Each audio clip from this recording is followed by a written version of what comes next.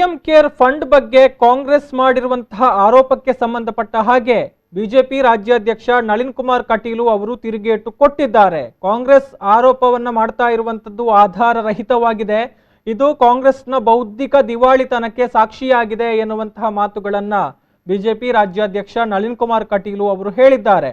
ಕಾಂಗ್ರೆಸ್ನ ಕಾಮಾಲೆ ಕಣ್ಣಿಗೆ ಕಾಣೋದೆಲ್ಲ ಹಳದಿ, ಆಧಾರರಹಿತವಾದ ಹೇಳಿಕೆಯನ್ನ ಕೊಡೋದು ಕಾಂಗ್ರೆಸ್ಗೆ ಚಾಳಿಯಾಗಿದೆ.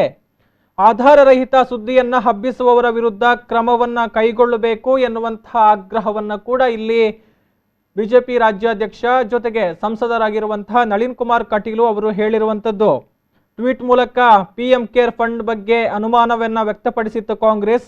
ಮೋದಿ ವೈಯಕ್ತಿಕ ಉದ್ದೇಶದಿಂದ ಫಂಡ್ ಹಣವನ್ನ ಬಳಸ್ತಾ ಇರುವಂತಹ ಬಗ್ಗೆ ಆರೋಪಗಳನ್ನ ಈ ಒಂದು ಟ್ವೀಟ್ ನಲ್ಲಿ ಮಾಡಲಾಗಿತ್ತು. ಪ್ರಧಾನಿ ನರೇಂದ್ರ ಮೋದಿ ಅವರ ವಿರುದ್ಧ ಮಾಡಿದ್ದಂತಹ ಟ್ವೀಟ್ಗೆ ಸಂಬಂಧಪಟ್ಟ ಹಾಗೆ ಎಫ್ಐಆರ್ ಕೂಡ ದಾಖಲಾಗಿರುವಂತದ್ದು. ಸೊ ಯಾವುದೇ ಕಾರಣಕ್ಕೂ ಈ ಒಂದು ಎಫ್ಐಆರ್ ಅನ್ನ ಹಿಂದಕ್ಕೆ ಪಡೆಯಬಾರದು ಎನ್ನುವಂತಹ ಒಂದು ಆಗ್ರಹವನ್ನ ಕೂಡ ಇದೇ ಸಂದರ್ಭದಲ್ಲಿ ನಳಿನ್ ಕುಮಾರ್ ಕಟೀಲು ಅವರು ಮಾಡಿದ್ದಾರೆ. ಇವರ ತೀರ್ಮಾನವನ್ನ ಒಪ್ಪಿ WHO ಕಾರ್ಯಕಾರಿಣಿ ಮಂಡಳಿಯ ಅಧ್ಯಕ್ಷ ಸ್ಥಾನವನ್ನೇ ಭಾರತಕ್ಕೆ ಒಪ್ಪಿಸಿದೆ.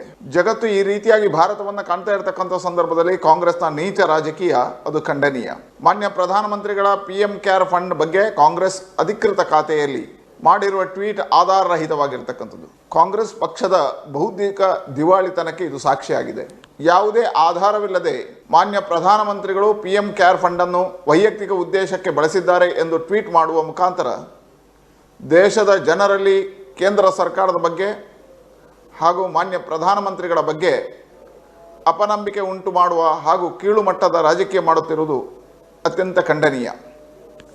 ಕನ್ನಡದ ಗಾದೆ ಇದ್ದ ಹಾಗೆ ಕಾಮಾಲೆ ಕಣ್ಣಿಗೆ ನೋಡಿದ್ದೆಲ್ಲ ಹಳದಿ ಎಂಬಂತೆ ಕಾಂಗ್ರೆಸ್ ಪಕ್ಷವು ಎಲ್ಲ ಸಂದರ್ಭದಲ್ಲೂ ಕೇವಲ ಭ್ರಷ್ಟಾಚಾರದ ಬಗ್ಗೆಯೇ ಮಾತನಾಡುತ್ತದೆ.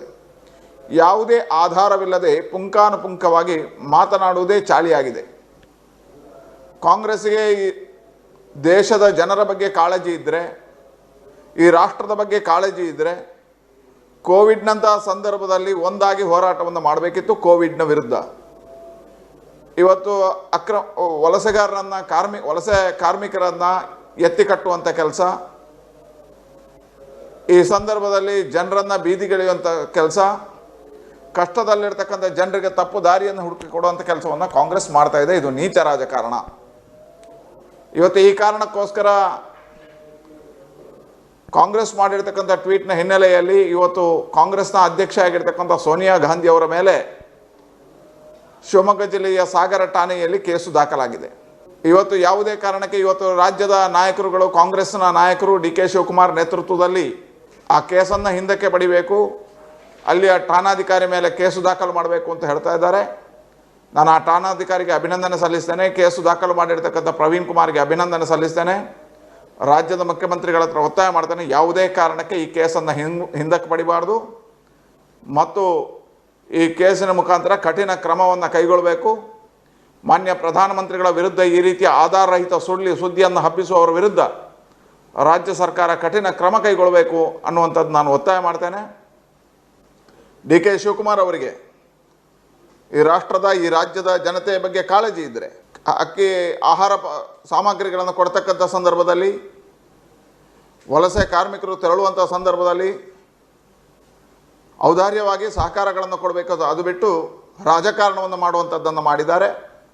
ಹಾಗಾಗಿ ಸೋನಿಯಾ ಗಾಂಧಿ ಅವರೇ, ನೀವು ಕಳೆದ 7 ದಶಕದಲ್ಲಿ ಗಾಂಧಿ ಕುಟುಂಬದ ಕೇರ್ ಬಿಟ್ಟು ದೇಶದ ಕೇರ್ ಮಾಡಿದ್ದೀರಾ.